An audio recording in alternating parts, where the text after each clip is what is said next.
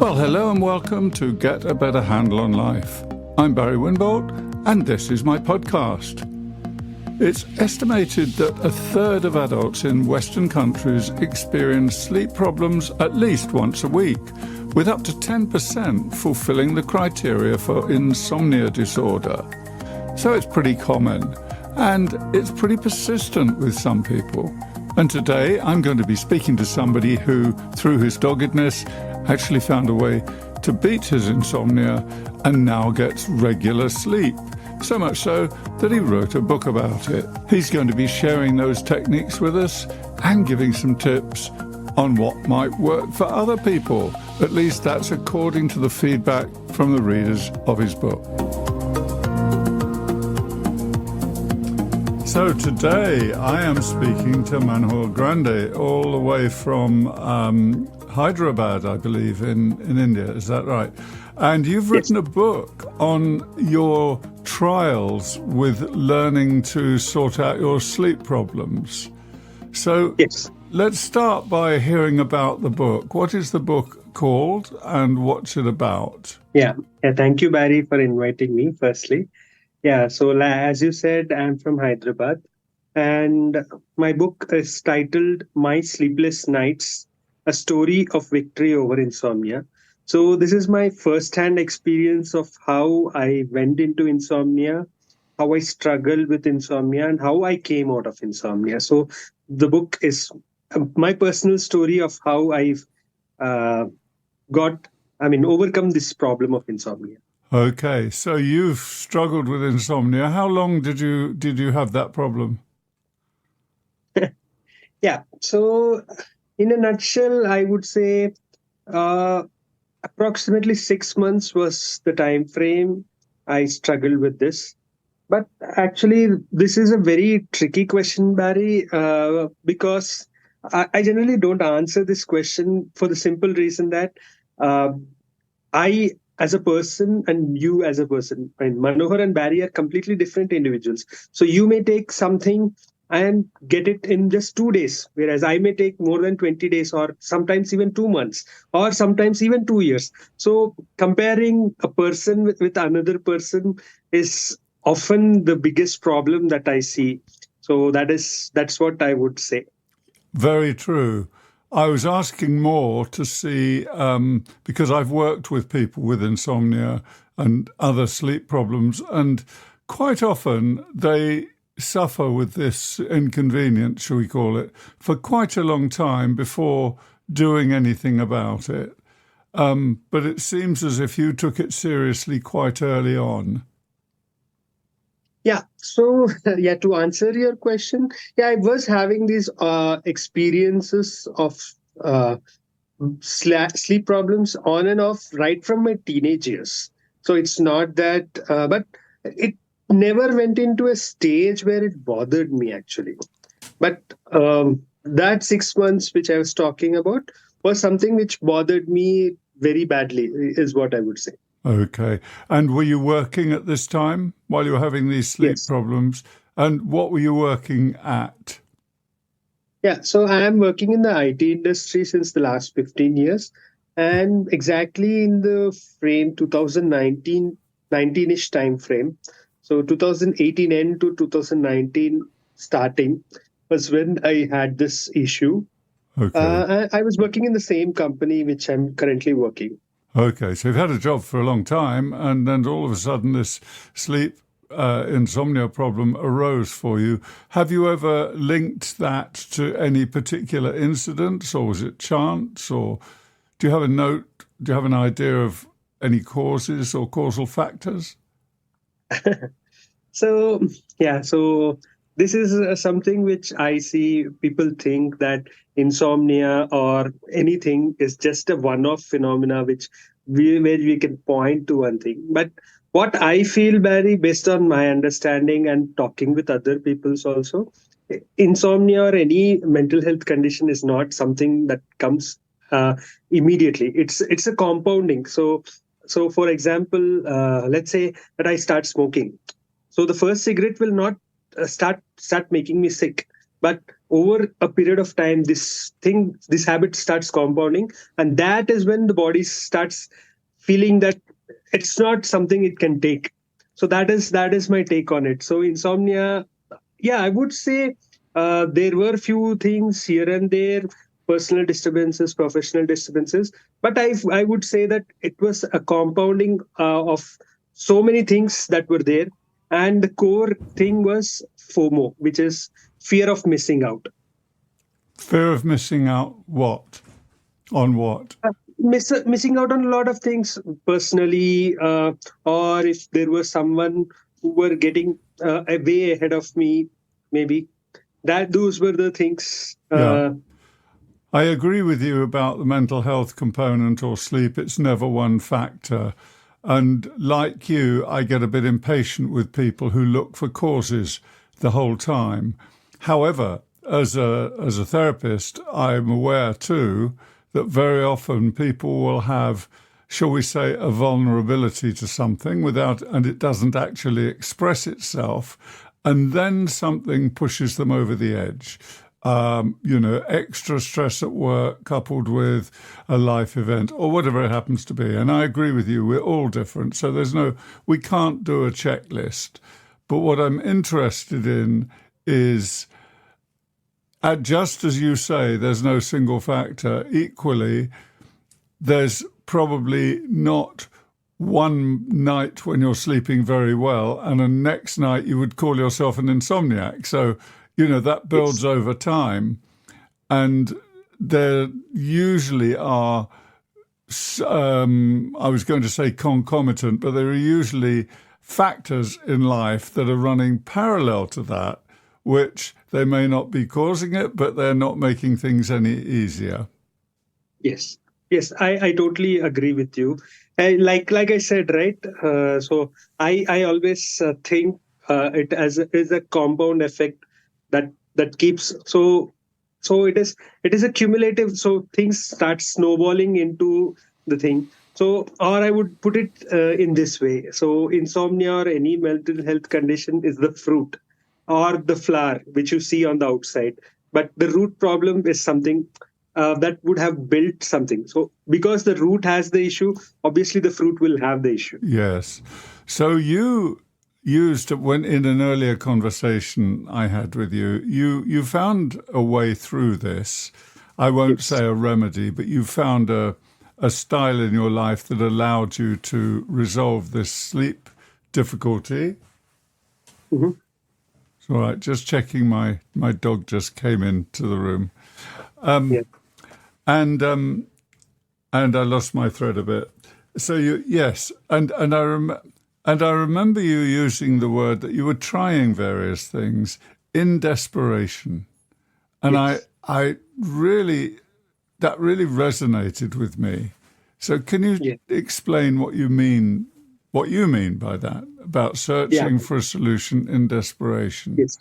Yes. Yes. I will definitely tell you this. So, just like every other person, I'm no different.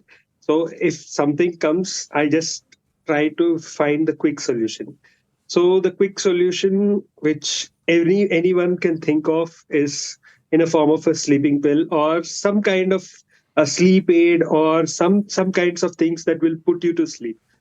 So the thing is, yeah, it's okay to try this thing. So for example, a sleep aid, uh it were maybe it could be something like there are something called as some kind of noise generation generated things that start you can start putting in your room, and that gives you some kind of a good feeling, and that will help you sleep much better.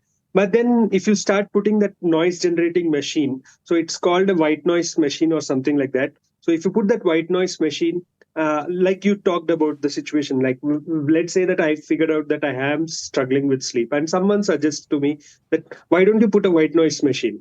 So if I start putting that white noise machine and then start putting pressure on myself, saying that I have the white noise machine, but still I'm not sleeping. Then I go to some other solution, maybe blinding the room, putting the room into pitch dark and having those blackout curtains and all those things.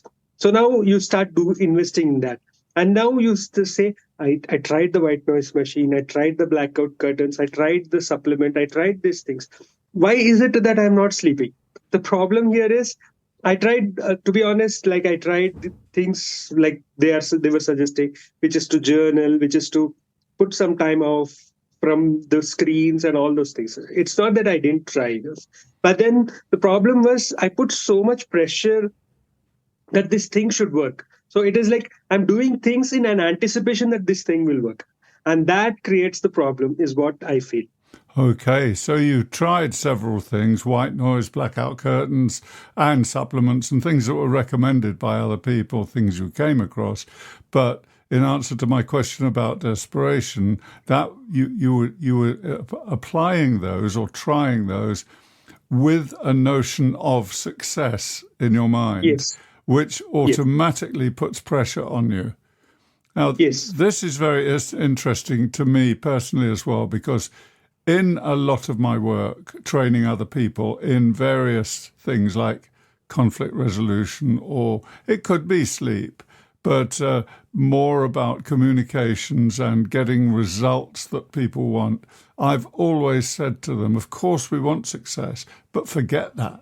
Hold it very lightly, because if you have a fixed idea about success, you could walk right by a solution, because it's not the success that you envisaged.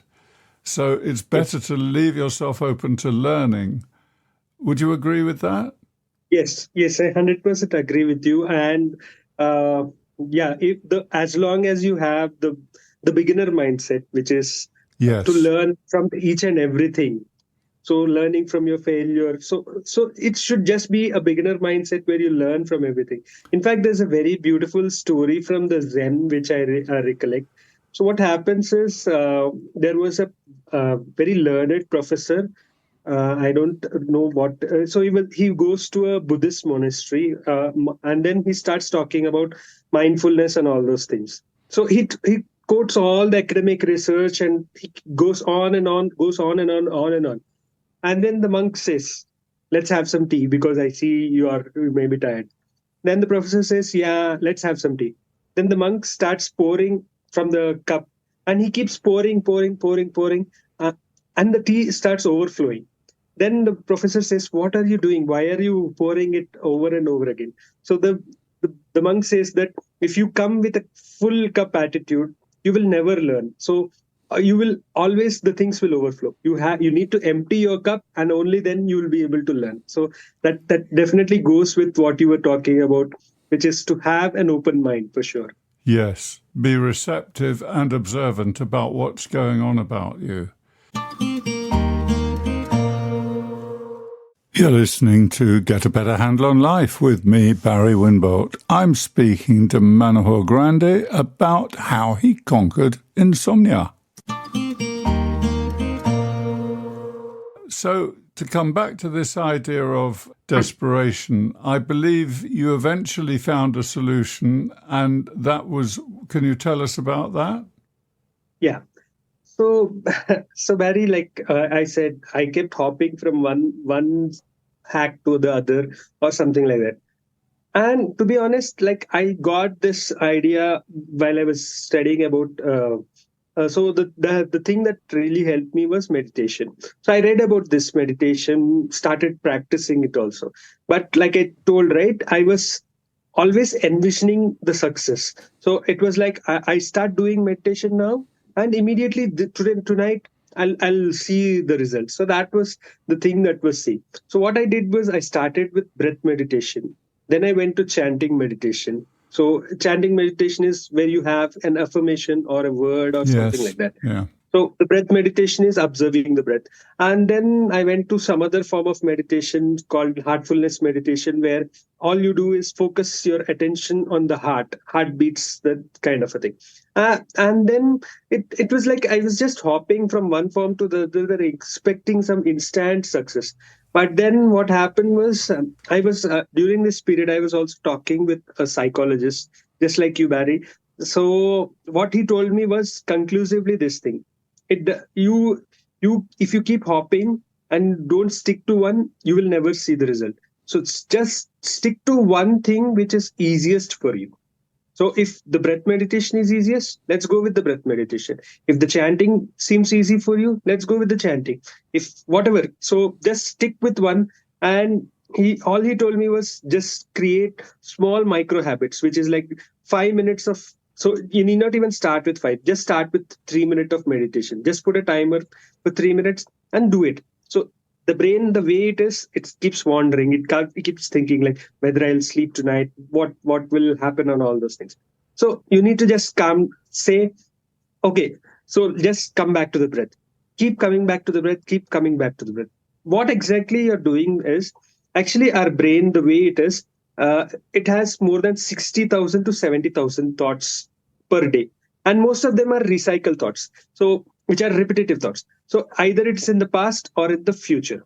So what you're actually training is by meditation, you're bringing it to the present moment. So just staying in the present moment. So forget about whether I'll sleep tonight or all those things.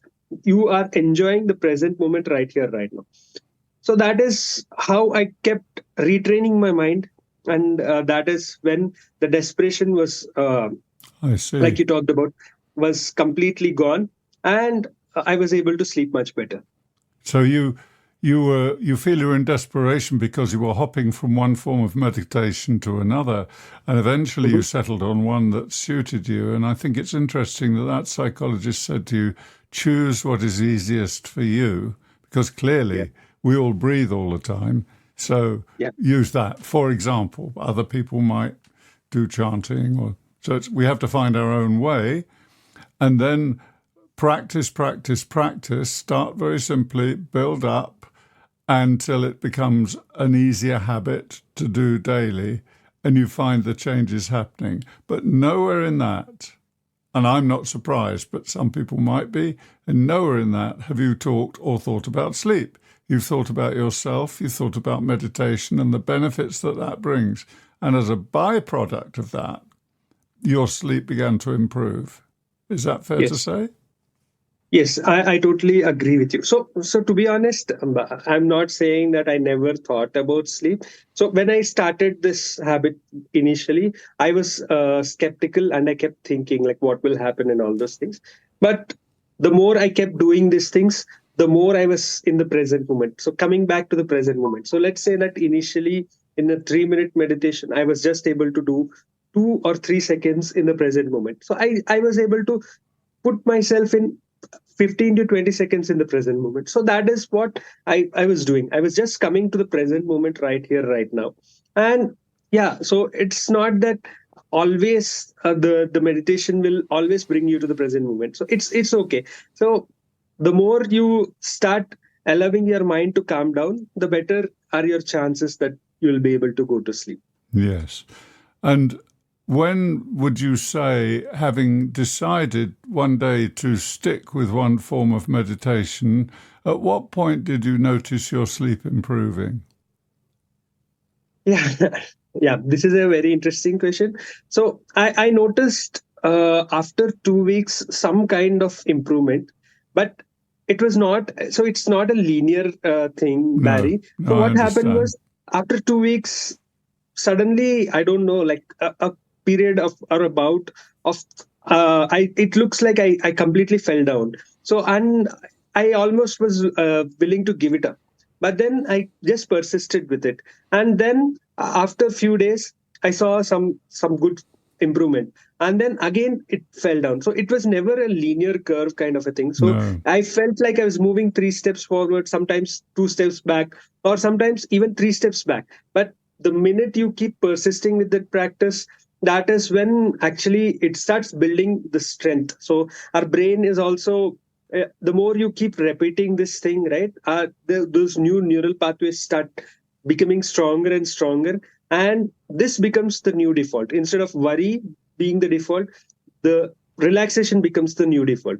And the more you invest time on relaxation, right, the better are your chances to go to sleep. Because, of course, you're retraining the mind at that point, aren't you? Yes. And Yes. I'm very interested, you used a very similar explanation or description that I use with a lot of my clients. It's 2 steps forward, 1 step back, and or whatever. And the point is, when you're making progress and you take a step or 2 back, you feel as if you haven't made any progress. But if you look at it as a rising graph, then of course, even if you're 2 steps back, you're still way ahead of where you were, say, 10 steps ago or 20 steps ago. So I say the same thing to people. Just hang in there and have faith and keep doing it. And don't wait to immediately for results. And indeed, you're talking about focusing on the present moment, and just do that through a habit daily, I guess. Yes? Is that what you did? Yes. Yeah. Yes. So yeah. So in fact, this is actually called as mindfulness, which is to bring to the present moment. And there is a lot of science and studies providing the benefits of mindfulness. So a simple thing I can say is the brain by default is there to protect us. So it can start looking for any and every form of danger. So it can either protect us from the things that happened in the past, or it can start thinking about all these things that can go wrong in the future. But when you bring to the present moment right here, right now, right, the brain that is thinking about protection is slowly shut down. So it's not that it's not like you switch it off and you shut it down, but you're not giving importance to that. You're bringing to the present moment. And that is when actually, when you're not in a fight or flight mode, that is when your rest and digest, which is the other part of the nervous system, which is responsible for the recovery, that takes more precedence, and all the changes, like whatever may be your health ailments and all, that improves a lot. Yes, and that's also what a lot of people call the rest activity cycle. So, Yes. And it is actually a trigger. The breath is a trigger for that, to move you from an alert state to a relaxed state. And that is a physiological response. I think people often forget this with meditation or breathing exercises or any of these approaches, even with yoga, that actually what you're doing is you're giving the body a holiday. You're giving the body a rest. You're switching it into a mode where you can process unwanted stuff, both physically, but also psychologically. Yeah. And so even if, say, for example, somebody sits there meditating, thinks this isn't working, I pretty much guarantee you that if you put a blood pressure meter or a cuff on your arm, you will see that your blood pressure is going down. And there are other ways of testing the breathing in yoga, left and right nostril and that type of thing, to check left and right hemispheric activity in the brain. So these are real physiological changes that I think a lot of people, they hear so much about meditation and they don't realize that it is a very powerful tool for affecting the body in positive ways. And if I can give it a little plug for anybody listening to this, I'd also say that, you're doing it all the time. You're not doing that. You're potentially doing yourself harm. So why wouldn't you learn to do it? But it's almost sometimes as if our mind is conspiring against us. Do you find? Yes, I 100% agree with you. If we don't tame it, if we don't train it to work for us, it'll work against us. Is my kind of way of thinking about it. Yeah. So in fact, there's a saying also that a mind is a good servant but a bad master. Yeah. So let's come back to the book again, Manohar. You were saying that you've written this book. I think you've written a second one now as well, I believe. Have you? 2 books? Yeah. Actually, I have totally self-published 3 books. Okay. Yeah. And they're available on Amazon. Yes, all of them are available on Amazon. So sell the book to me. Why should somebody buy the book? They're having trouble sleeping. What will they learn? Because it's fine us talking in this kind of informed way about meditation, but what are the steps that people will learn from the book? Yeah.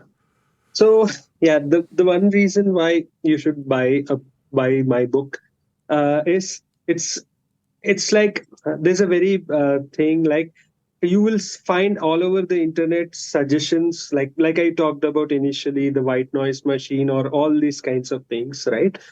So the things are like, you can see the journey of mine, like how I put it in this way, Barry, which is like how I planted the seed, how I nurtured the seed.